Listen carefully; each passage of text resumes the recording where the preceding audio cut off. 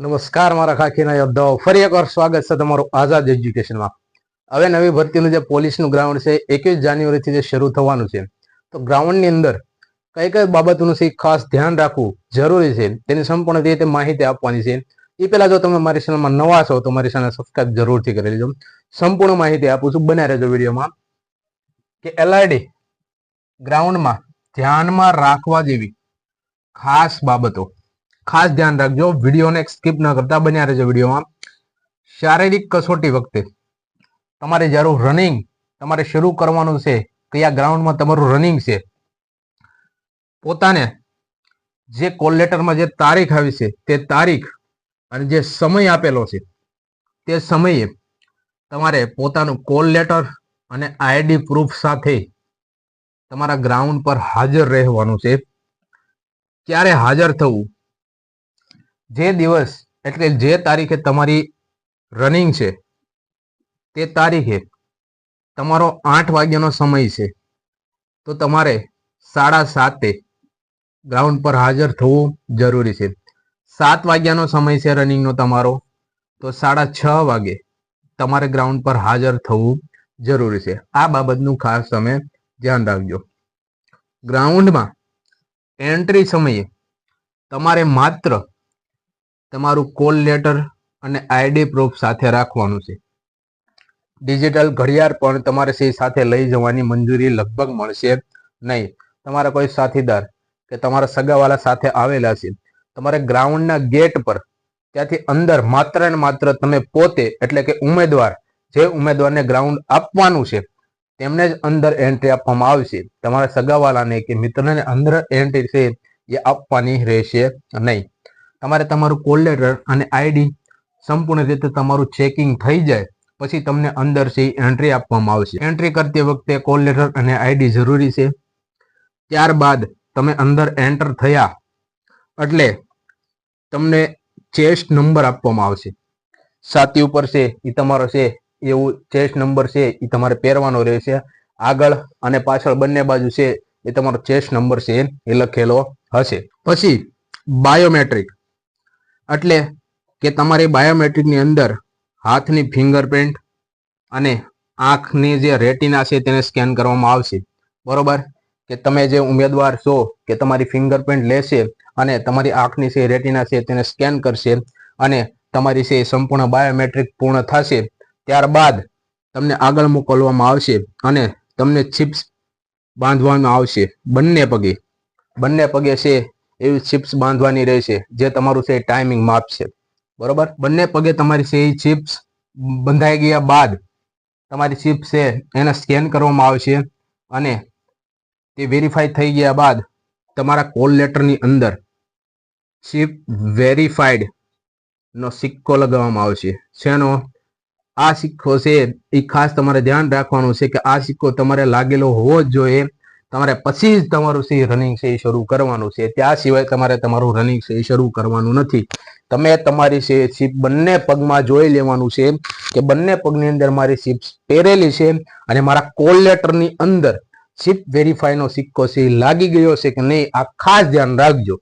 કારણ કે ચિપ વેરીફાઈનો સિક્કો નહીં હોય તો તમારું છે રનિંગ તમે સ્ટાર્ટ કરશો તો તમારું છે ટાઈમિંગ છે મપાશે નહીં, એટલે કે તમારા રાઉન્ડ છે એ ગણાશે નહીં. આ બાબત ખાસ ધ્યાનમાં રાખજો. હવે તમારો ચિપ વેરીફાઈનો સિક્કો થઈ ગયા બાદ તમારે 200 ઉમેદવારોનો છે એ સ્લોટ બનાવશે. ત્યાં જે અધિકારી લોકો છે એ 200 ઉમેદવારોનો છે અલગ અલગ સ્લોટ બનાવશે. કેમ કે 7 વાગ્યાનો ટાઈમ હોય, 8 વાગ્યાનો ટાઈમ હોય, 200 ઉમેદવારોનો સ્લોટ બનાવશે.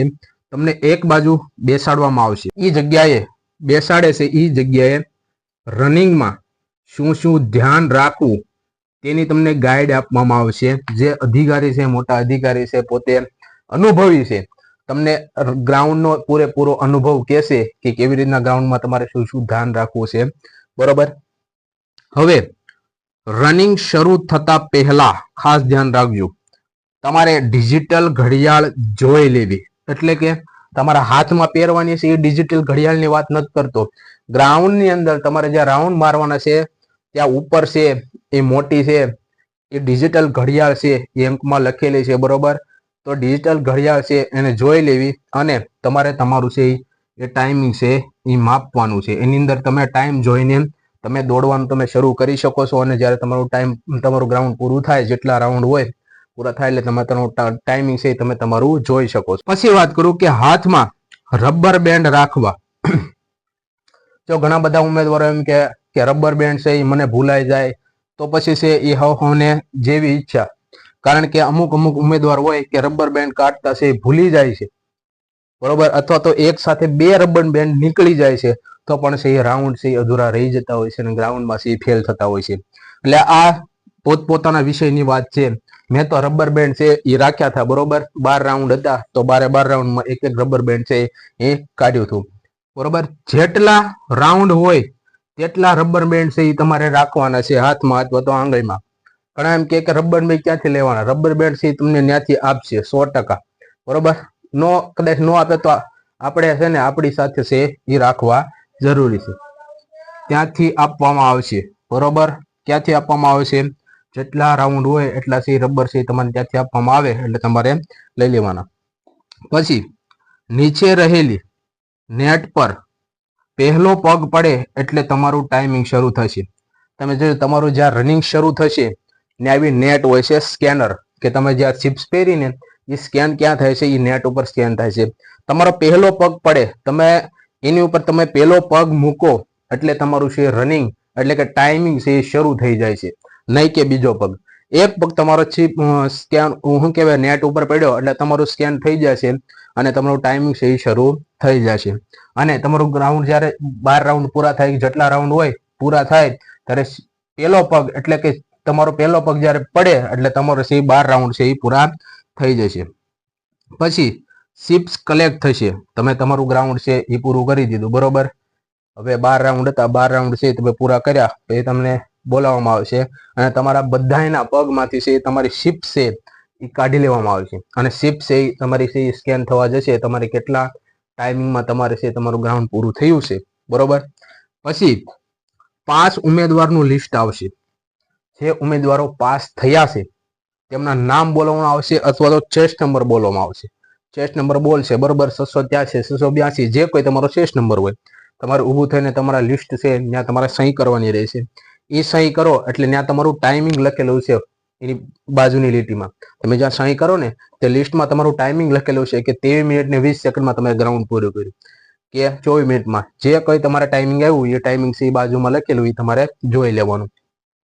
પછી જે પાસ થયેલા ઉમેદવારો છે એને અંદર લઈ જવામાં આવે છે નેટમાં. એની અંદર તમારી ઊંચાઈ માપવામાં આવે છે, છાતી માપવામાં આવે છે, જે કઈ ક્રાઇટેરિયા હોય એમ માપવામાં આવે છે. એમાં તમે પાસ થાવ, બરોબર, એટલે તમારી અંદર કોલ લેટરની અંદર છે સિક્કો લગાડવાનો આવશે, PST પાસ.